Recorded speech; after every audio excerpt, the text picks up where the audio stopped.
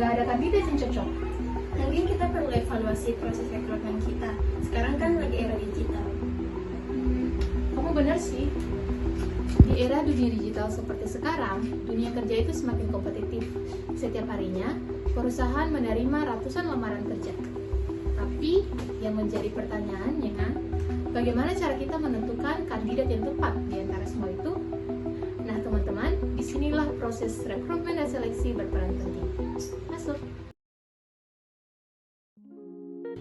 Rekrutmen adalah proses mencari dan menarik calon karyawan yang mengisi jabatan kosong di perusahaan. Sedangkan seleksi adalah proses menilai dan memilih dari sejumlah pelamar yang paling sesuai dengan kebutuhan dan kriteria perusahaan.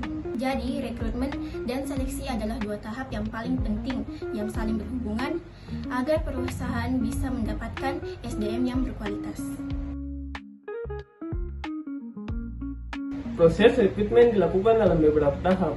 Yang pertama, perusahaan mencari karyawan sesuai kebutuhan yang diperlukan. Yang kedua, perusahaan mencari pengganti atau karyawan baru untuk pekerja yang sudah resign. Setelah itu, HR menyusun deskripsi pekerjaan dan kualifikasi, lalu mengumumkan lowongan ke publik. Biasanya perusahaan juga sudah menggunakan platform digital seperti LinkedIn, JobStreet, dan website resmi perusahaan untuk menyebarluaskan lowongan. Langkah berikutnya yaitu penyaringan lamaran dan pemanggilan kandidat potensial untuk masuk ke tahap seleksi. Yang pertama, analisis kebutuhan tenaga kerja. Yang kedua, pengumuman lowongan. Dan ketiga, penyaringan lamaran. Dan keempat, pemanggilan kandidat. Di era digital, banyak perusahaan juga memanfaatkan applicant tracking system atau ATS untuk menyeleksi pelamar secara otomatis. Kalau di posisi kosong, kita bisa pakai dua cara, yaitu internal dan eksternal. Internal ini yang mengganti karyawan yang sudah ada kan? Betul, sedangkan eksternal itu mencari kandidat dari luar perusahaan, misalnya lewat job fair, lewat kampus, atau lewat media sosial. Nah, teman-teman, proses rekrutmen bisa dilakukan secara internal dan eksternal. Internal berarti mencari kandidat dari dalam perusahaan, contohnya promosi atau mutasi karyawan. Sedangkan eksternal berarti mencari dari luar, seperti membuka lowongan umum atau kerjasama dengan kampus. Jadi, kedua metode ini bisa disesuaikan dengan kebutuhan perusahaan dan jenis jabatan yang dibuka. Halo teman-teman, kali ini kita akan membahas kelebihan dan juga kekurangan dari dua metode yang tadi sudah dibahas, yaitu internal dan juga eksternal.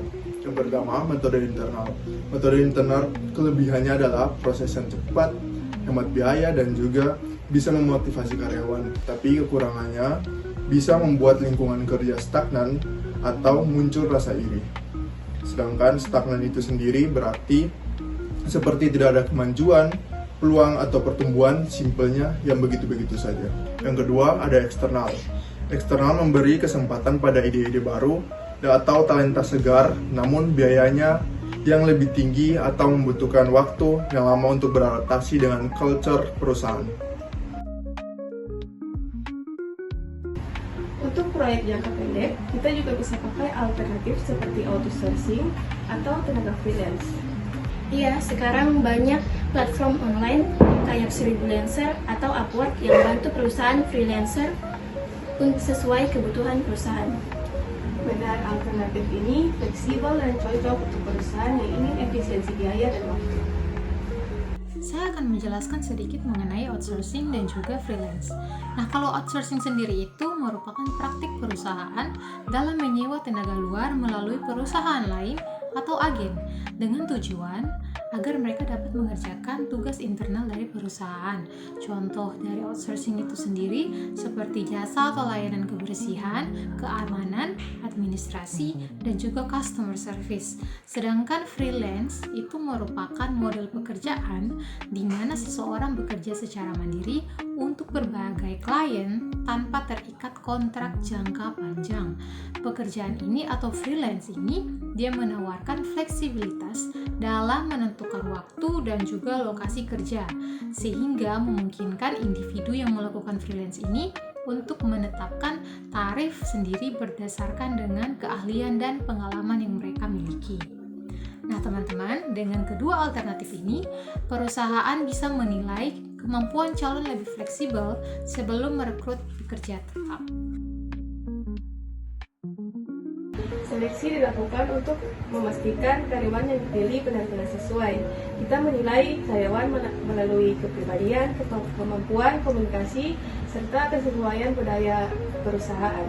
Saya aktif, komunikatif, dan siap belajar hal baru. Bagus. Faktor-faktor seperti pengalaman kerja, motivasi, dan nilai-nilai pribadi juga mempengaruhi hasil seleksi. Teman-teman, berikut adalah faktor-faktor yang mempengaruhi seleksi. Yang pertama, kualifikasi. Kualifikasi yaitu tingkat pendidikan dan kemampuan teknis yang disesuaikan dengan kebutuhan pekerjaan. Yang kedua itu pengalaman, yaitu lama dan relevansi pengalaman kerja sebelumnya untuk mendukung tugas yang akan dijalankan. Yang tiga, soft skill, yaitu kemampuan non-teknis seperti komunikasi, kerja sama tim, dan kepemimpinan. Yang terakhir adalah sikap kerja, yaitu etos kerja, tanggung jawab, dan kedisiplinan yang menunjukkan kesiapan calon karyawan dalam bekerja. Faktor-faktor ini membantu perusahaan memilih kandidat yang kompeten, profesional, dan sesuai dengan budaya kerja. Proses seleksi biasanya dilakukan secara bertahap, mulai dari yang pertama yaitu penyaringan awal dokumen, menilai kelengkapan dan kesesuaian berkas lamaran dengan persyaratan pekerjaan. Yang kedua yaitu tes kemampuan atau psikotes, mengukur kemampuan intelektual, kepribadian, dan potensi pelamar. Yang ketiga adalah wawancara, menggali lebih dalam sikap, motivasi, serta kecocokan pelamar dengan perusahaan. Yang keempat yaitu pemeriksaan latar belakang, mengecek keaslian data, riwayat kerja, dan reputasi calon karyawan. Kemudian yang kelima, keputusan seleksi atau penawaran kerja, menetapkan kandidat terbaik dan memberikan surat penawaran kerja. Tujuannya adalah menemukan kandidat yang tidak hanya kompeten, tapi juga cocok dengan visi perusahaan. Nah teman-teman, jadi dari proses rekrutmen sampai seleksi, semuanya harus dilakukan dengan strategi yang tepat, supaya perusahaan bisa mendapatkan talenta terbaik. Dan karyawan bisa mengembangkan potensinya. Temukan talenta terbaik, bangun masa depan bersama. Oke. Temukan talenta terbaik, bangun masa depan bersama. Perusahaan, ulang. Kenal itu mencari dari dua sosok. Bisa membuat atau salah Ya,